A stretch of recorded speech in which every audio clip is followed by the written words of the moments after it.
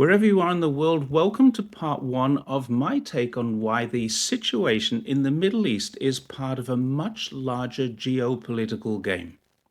Someone on my YouTube comments said that the USA is preparing for a much more significant terrorist strike on its mainland than anything seen before.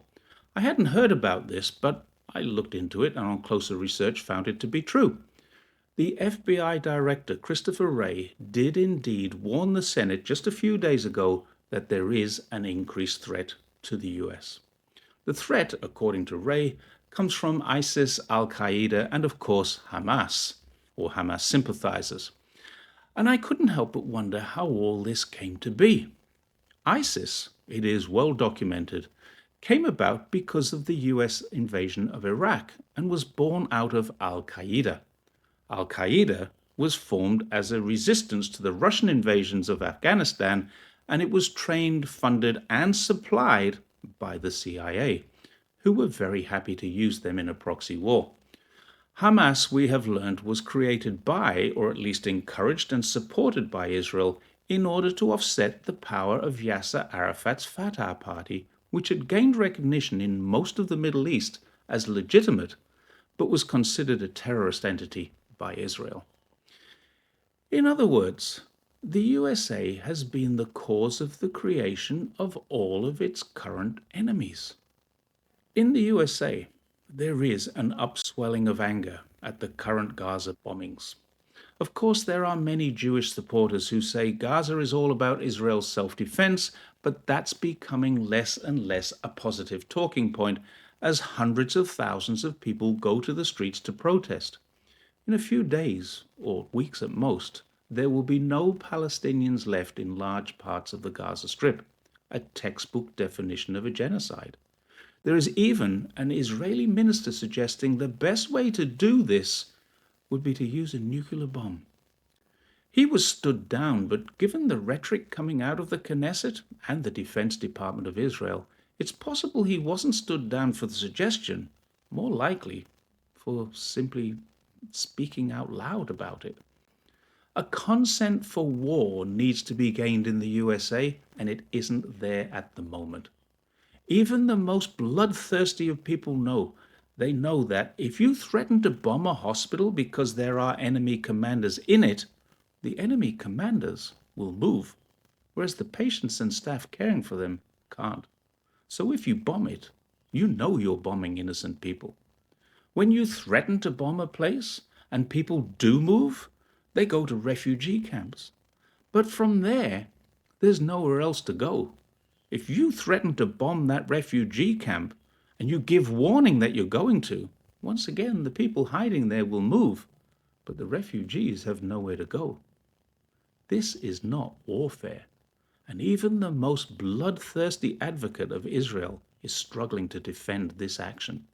Americans can't be incentivized to consent to a wider war because there needs to be something else. And that something else is either the day that war comes home to US shores or the day that the US feels threatened enough to think that it will, which could be the reason why we have the head of the FBI suggesting this very escalation is just around the corner. Constitutional rights can be overridden in the case of an emergency, and this is what seems to be happening now. FBI powers are widening, and control of dissent is increasing. This is not my opinion. I've linked bipartisan information to justify this. However, if there is an attack inside of the US borders, we are going to see some serious escalations. The USA hasn't experienced war, not in the last 150 years. We can talk about Pearl Harbor, or we can talk about the World Trade Center bombing in '93. We can even mention 9/11, but the number of people affected in each case was comparatively minimal. 2,043 people died in Pearl Harbor, 2,977 died on 9/11. And while there were a lot of injuries in the '93 bombing of the World Trade Center, only 6 people died.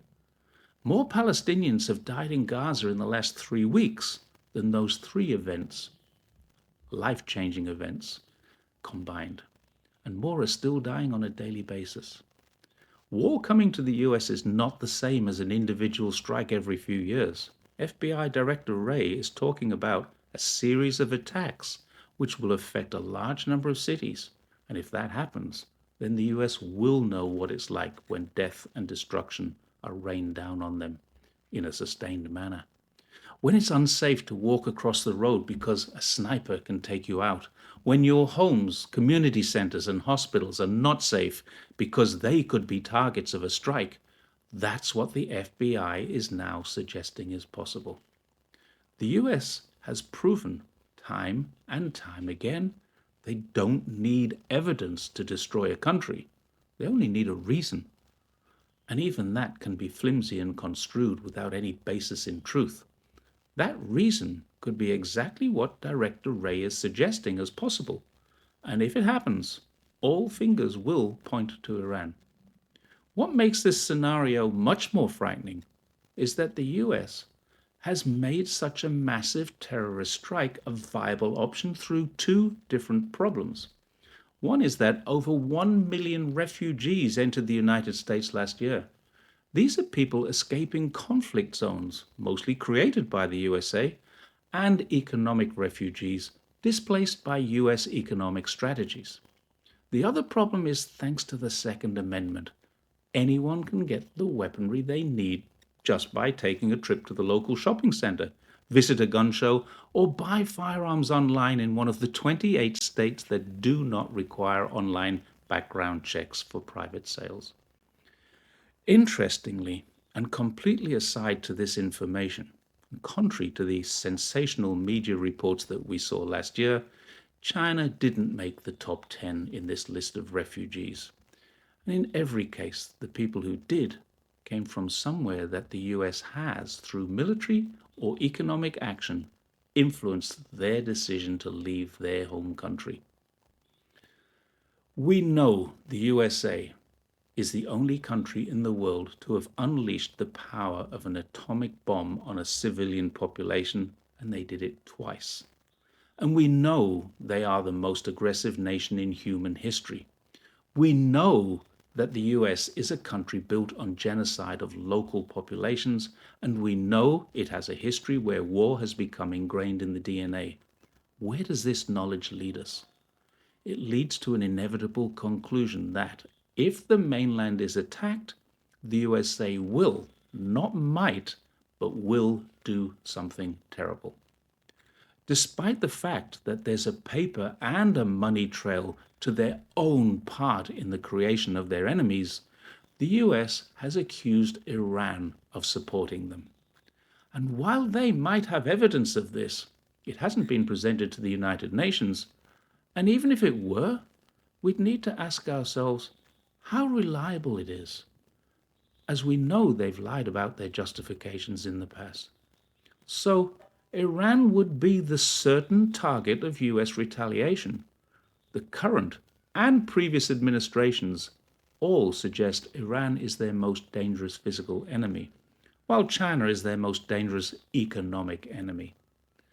What US are most likely to do is load up some intercontinental ballistic missiles tipped with nuclear warheads and drop them into Tehran or some other Iranian cities. And their people will think that's okay. What's worse, for me anyway, is that it will probably mean Biden's popularity will soar. And in an election year, that's clear motivation for him to approve of such an action. His currently low and getting lower approval rating could well use the boost. Iran's leadership has to think very carefully about the defense capabilities it has against a nuclear attack before either verbally supporting, funding, or approving any strike on the mainland. Because the USA don't need proof. They don't need verification. They just need a reason, and a flimsy one will do. And in part 2, I'll tell you all how this is part of a geopolitical chess game against China. Don't forget to like, share, and subscribe, and I'll see you in part 2.